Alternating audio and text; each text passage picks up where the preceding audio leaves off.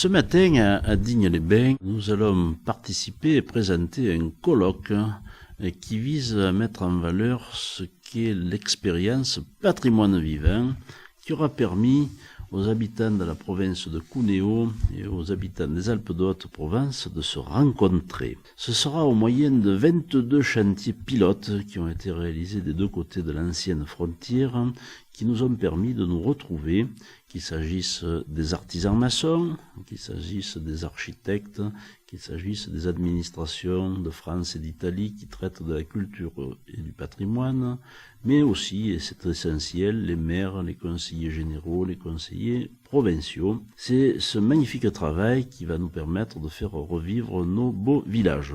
Un peu plus tard, les architectes des bâtiments de France et l'ordre des architectes de Cuneo présenteront le guide des bonnes pratiques qui a été réalisé en témoignage de cet échange sans précédent. Puis nous verrons comment l'animation du patrimoine peut permettre aux habitants de se réapproprier et leur permettre de se rappeler qu'ils habitent dans des beaux villages, parce qu'on finit rapidement par oublier ceci. Et lorsque ces éléments sont réunis, ces ingrédients sont ensemble, nous avons pu faire naître des vecteurs de développement touristique générateurs de fortes retombées économiques, ainsi que nous allons le découvrir. Enfin, nous comptons beaucoup sur les bonnes paroles de Madame Passos, qui représente la DG Régio ce matin. Elle devrait nous apprendre, ainsi que me l'a dit mon petit doigt, que de nouveaux plans permettront d'avoir de nouveau des crédits pour la coopération entre les États membres, et nous comptons beaucoup là-dessus. Madame la préfète des Alpes de Haute-Provence, Yvette Mathieu, accompagnée de Gilbert Sauvant, premier vice-président, représentant là Jean-Louis Bianco, présidente du Conseil général 04, ont ouvert ce colloque. Je tiens à saluer en particulier le travail accompli par Jean-Louis Adrian, président du syndicat des villages de cité de caractère, qui, comme vous le savez, délivre le label Village Cité de caractère. Une labellisation qui répond à des critères d'excellence en termes de mise en valeur du patrimoine, de dispositifs d'accueil et d'accompagnement à la visite ou bien d'animation du village. Cette qualité est en quelque sorte notre avantage comparatif, comme aurait pu le dire l'économiste David Ricardo. Ce label répond donc aux attentes des nombreux touristes, amateurs d'histoire et de patrimoine, qui continuent à témoigner par leur venue de leur admiration face à l'offre culturelle et patrimoniale proposée dans les Alpes de Haute-Provence. Ces 12 communes qui font partie des villages et cités de caractère de notre département, avec nos partenaires italiens, permet de faire des rapprochements importants en ce qui concerne d'abord les hommes et les femmes de ces territoires, qui peuvent ainsi partager leur culture, leur savoir-faire. Jean-Louis Adrian a ensuite présenté cette manifestation et l'a replacée dans le contexte du PIT, ce plan intégré transfrontalier, nouveau territoire d'itinérance Alcotra 2007-2013, c'est son intitulé. Nous allons nous concentrer sur le volet 1, qui est l'animation du patrimoine vivant, l'itinérance patrimoniale. Donc nous avons à mettre en réseau nos villages, faire un transfert de savoir-faire, avec le chef de file au regard du financement qui est le consorti Les Lamoraux et un partenaire acteur, la communauté montane de la Val-Estour. Les 12 communes françaises membres de villages et cités de caractère ont exposé chacune leur chantier pilote.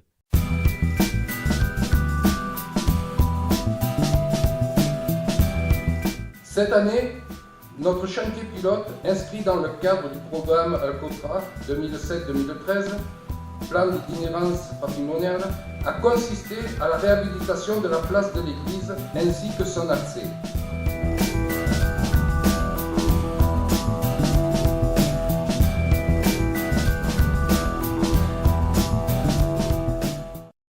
Les communes italiennes en ont fait autant et à leur tour ont fait découvrir leur réalisation. J'essaie de parler un peu en français, un peu en italien, un peu en occitan.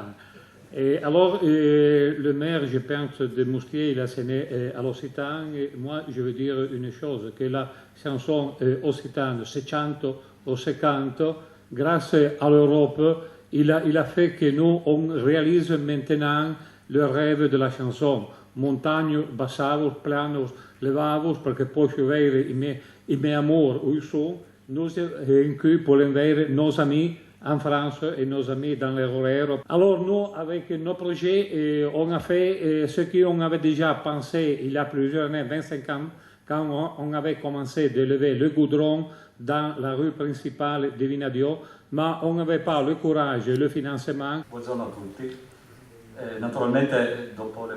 Bonjour à tous. Montal do Ruero est un village de 900 habitants situé dans le territoire du Ruero à 730 mètres d'altitude.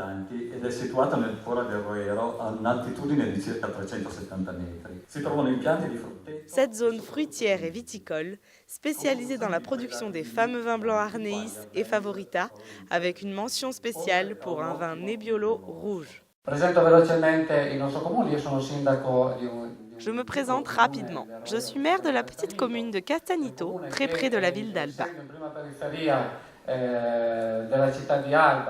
Notre administration a entrepris un programme de réhabilitation du centre ancien, la reprise des pavages des ruelles, la remise en service du vieux théâtre et la rénovation de notre église, ainsi que la façade de l'hôtel de ville. Alla ristrutturazione di un vecchio teatro e al restauro della chiesa parrocchiale e infine a breve apriremo molto presto il cantiere del restauro dei sotterranei e della facciata del municipio.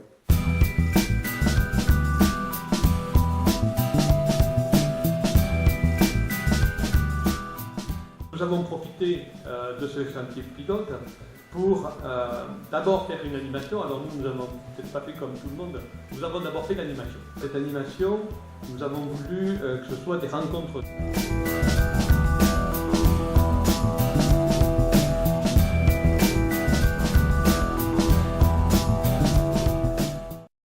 Étienne Bergdol puis Luciano Mandril ont eu la tâche de présenter devant l'Assemblée le guide des bonnes pratiques de réhabilitation. Le guide des bonnes pratiques, donc ça se compose de fiches informatives destinées à l'ensemble du grand public ainsi qu'aux artisans. Donc notre ambition, c'est que ça se transforme en bon guide des pratiques à l'occasion de l'utilisation de ces fiches. Petit préambule quand même sur les fiches. Bon, ce sont des conseils, c'est à ne pas prendre comme des recettes. C'est un peu, à mon avis, comme en médecine par exemple. On n'applique pas un traitement sans avoir fait au préalable un diagnostic. Et le diagnostic doit être fait par un professionnel. Prima di tutto voglio salutare la platea qualificata a nome del nostro presidente. Avant tout, je veux vous transmettre les meilleures salutations de notre président, M. Botto, qui est représenté dans la salle par notre collègue Elena Bertarione, et il remercie le président Jean-Louis Adrian pour le travail qui a été accompli.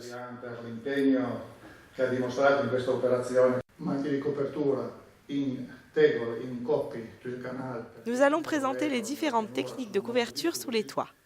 Les tuiles canal très utilisées dans la zone de plaine et de couverture en pierre, en bois où il convient de sauvegarder le savoir-faire de nos vallées. Non c'è più la manualità e il savoir-faire per realizzare coperture in legno nelle vallate italiane.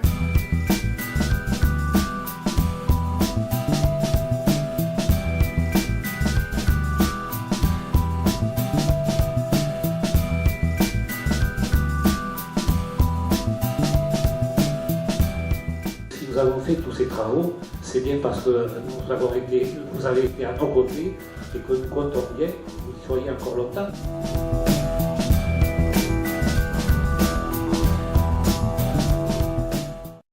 Pour clôturer cette matinée, les congressistes ont écouté avec attention le témoignage de Simon Caparros, le président de la Chambre des métiers et de l'artisanat du 04, et ce, sur les retombées économiques de ce programme.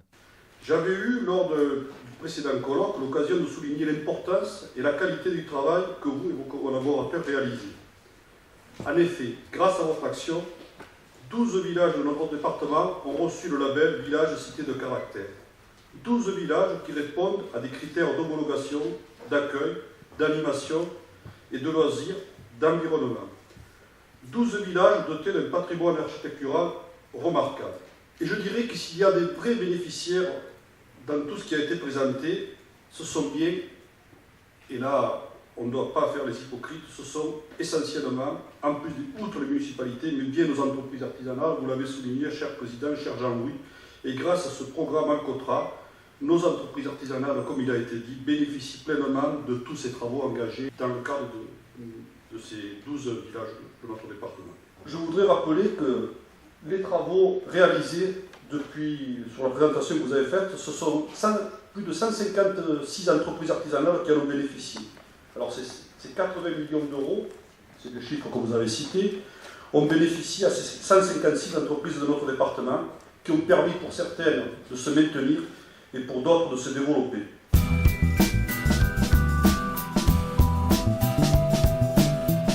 Tout a été restauré pratiquement et il nous restait un très gros chantier. C'était la restauration de la cour du Coiffe dans sa totalité. Et on avait du mal à joindre les deux bouts sur le plan financier. Et le fait d'être entré au village Cité de Caractère et d'avoir pu bénéficier des fonds du programme Alcotra à travers le PIT nous a permis d'arriver à nos fins. Après la belle photo de famille, l'après-midi, la séance de travail a redémarré par le thème « L'animation du patrimoine ». La réhabilitation du patrimoine, un premier objectif qui est une réhabilitation simplement pour sa valeur artistique et historique, c'est-à-dire qu'on valorise le monument tel que. La revitalisation du patrimoine par la création d'un lieu muséographique.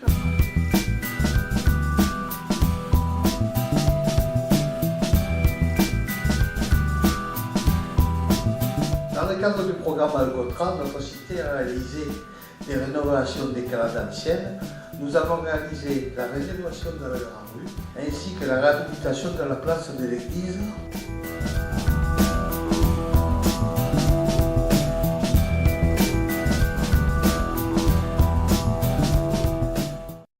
Les Franc-Comtois et les Bretons sont aussi venus témoigner et ont fait part de leurs différentes expériences. Jean-Louis m'a demandé de présenter une expérience d'un petit village comtois qui s'appelle Fondrement, petit par sa taille, 189 habitants actuellement, et qui reçoit environ 20 000 personnes au cours de l'année.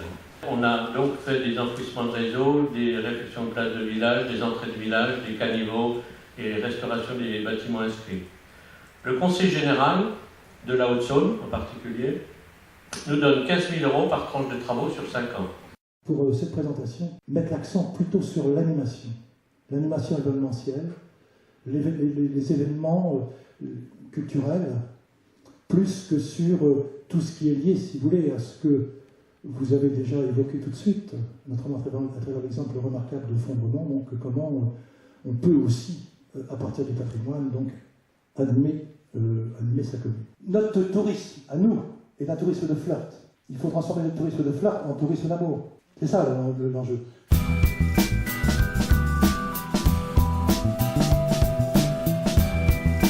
Le chantier pilote choisi par la collectivité fut d'aménager le square Louis Gauthier qui était dévolu à l'emplacement de notre monument aux morts.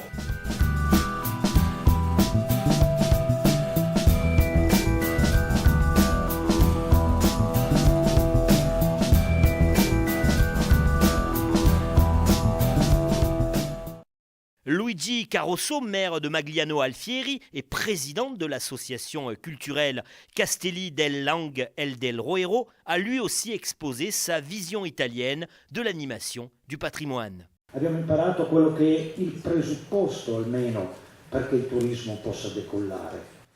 Le tourisme culturel peut décoller à la condition que la population en exprime le souhait et soutienne la démarche. Que cette population se rende compte de la richesse de son patrimoine en redécouvrant la beauté des paysages, des musées, des églises, des monuments. Que i loro paesaggi, le loro case, le loro chiese, le loro strade sono belle.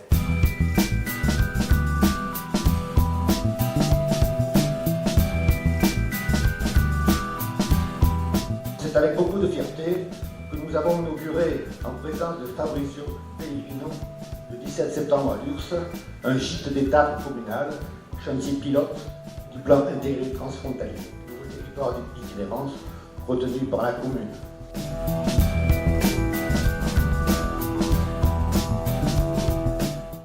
Mise en avant de l'association culturelle Marco Valdo par son président Fabrizio Pellegrino, elle est le moteur de l'animation culturelle dans la province de Cuneo et le garant de la réussite des échanges franco-italiens. La filature de Caraglio, c'est la plus ancienne filature à soie de l'Europe et a été bâtie à la fin du XVIIe siècle.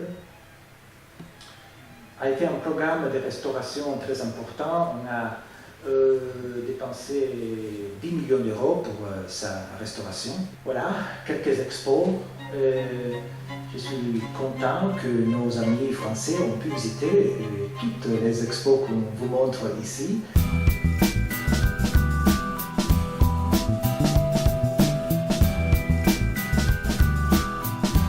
Depuis notre adhésion donc, au Cité de Caractère, nous avons pu engager un programme de restauration du village, du patrimoine, des rues, des places, afin tout simplement de le rendre un peu plus attractif.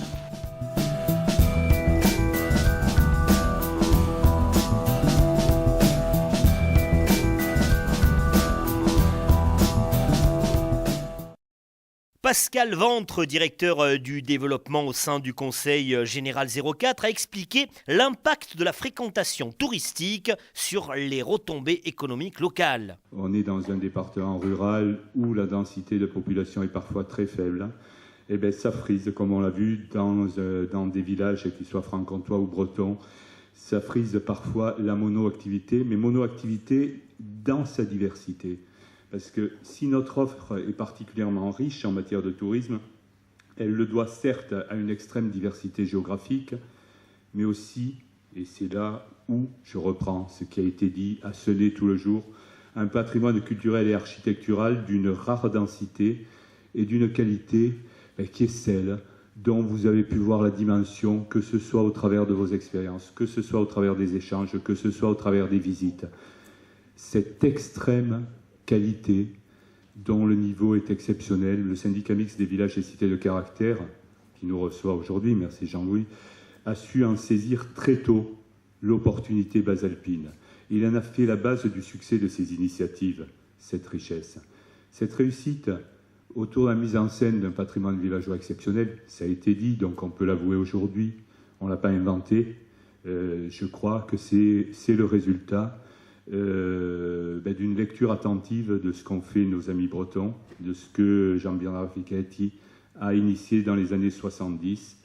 Et je crois que cette lecture attentive nous a permis de non pas copier, mais peut-être de poursuivre avec bonheur.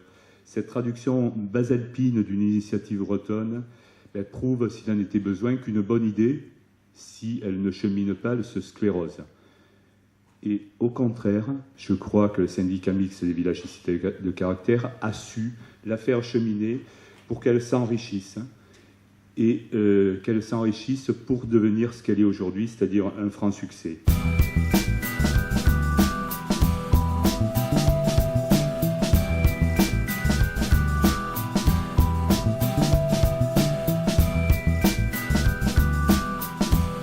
Un musée qui est doublé en surface, qui demande encore à la commune des investissements. C'est ce que nous allons faire et nous remercions tout le monde à ce niveau-là.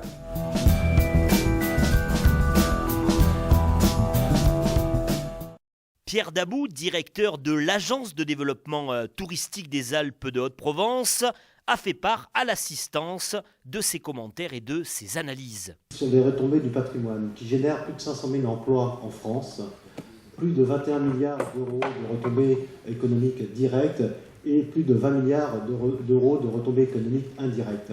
Tout ça pour des dépenses des collectivités territoriales de financement public de 450 millions d'euros. Sur 35 millions de touristes, 27% ont une motivation patrimoniale. Donc c'est un chiffre très très important et un véritable attrait du patrimoine pour les clientèles touristiques. Sur 11 musées qui sont situés dans les VCC, qui nous ont communiqué leur chiffre de fréquentation. Et ce qui est intéressant, c'est que sur 2010, il y a eu plus de 120 000 visiteurs sur ces 11 musées et qu'il y a un chiffre qui est en progression de 16% entre 2009 et 2010. Nous avons choisi de rénover le parc des Colonnes et de faire de ce lieu un site culturel, paysager et touristique. Après, vous verrez que ce site servira donc aux gens et aux touristes surtout de venir se promener, de voir donc des plantations de fleurs, d'arbres fruitiers, de lavande. Nous voulons réaliser un petit théâtre de verdure. Jean-Louis Adrian a présenté un document unique, une carte franco-italienne, mais une carte sans frontières.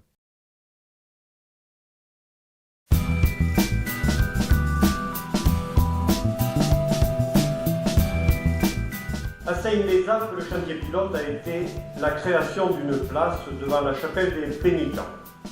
Nous avons démoli une maison, réalisé un parvis à cette église, et cela apporte à notre village un lieu de rencontre et de convivialité.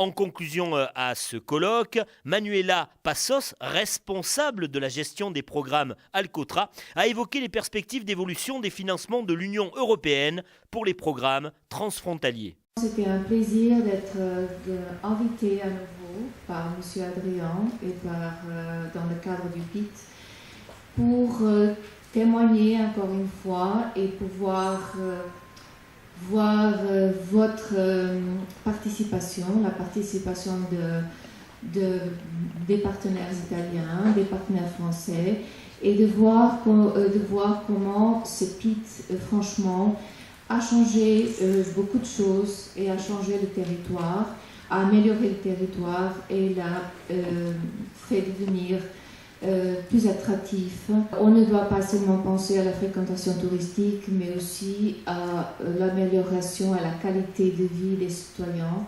Et comme j'avais déjà dit avant, d'éviter l'abandon de ces beaux villages de caractère.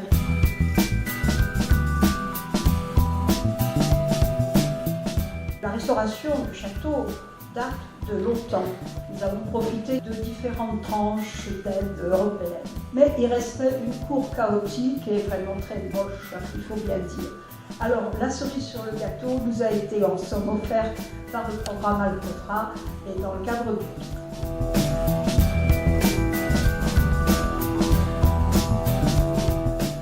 Nous pesons dans l'économie locale sans que l'on s'en rende compte.